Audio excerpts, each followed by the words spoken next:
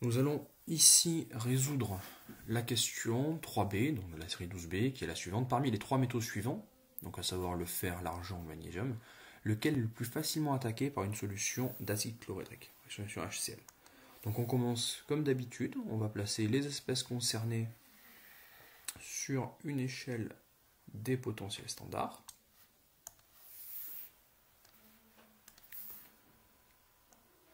Orienté donc verticalement orienté, et plus on monte, plus la valeur est importante. La valeur est 0 en volts. Alors, déjà, on nous parle de la solution HCl, ce qui signifie que cette solution est composée d'ions H+, et d'ions Cl-. Donc H+, c'est le potentiel standard de référence, celui à partir duquel les autres couples ont été déterminés, les autres valeurs de couple ont été déterminées, donc c'est le couple H+, H2. Donc celui-ci, c'est notre référence 0 volts.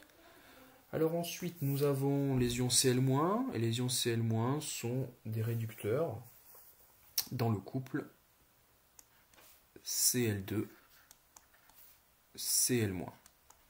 Et on a une valeur de couple qui est égale à plus 1,36 volts. Ensuite, nous avons les trois métaux, le fer, l'argent et le magnésium. Donc ces trois métaux sont des réducteurs, donc par ordre croissant, des valeurs les plus décroissant du plus grand au plus petit, pour les valeurs des potentiels standards. Nous avons d'abord l'argent, Ag, qui est le réducteur du couple Ag plus Ag, donc une valeur de potentiel standard à plus 0,80 volts.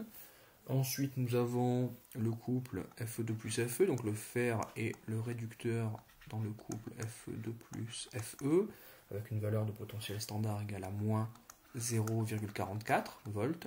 Et pour finir, le magnésium a la valeur la plus faible de potentiel standard, dans le couple Mg2 plus Mg, puisqu'on est à moins 2,36 volts.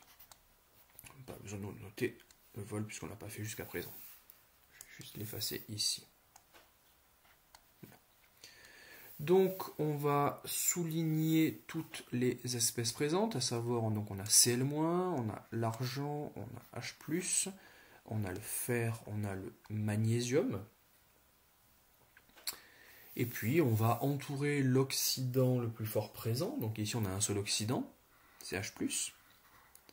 Alors je rappelle, pourquoi c'est le plus fort présent. Là il n'y en a qu'un, donc c'est forcément celui-ci qu'on entoure. Dans le cas où il y en aurait eu plusieurs. Et bien plus on monte dans la colonne des oxydants, plus le pouvoir oxydant augmente. Et inversement, plus on descend dans la colonne des réducteurs, plus le pouvoir réducteur augmente.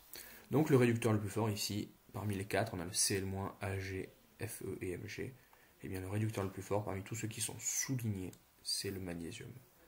On part de l'oxydant, on arrive jusqu'au réducteur avec lequel il réagit, on boucle, et on s'aperçoit que l'on a un gamma à l'endroit, ce qui signifie qu'il y a une réaction entre le magnésium et les ions H+. Par conséquent, c'est le magnésium qui est le plus facilement attaqué.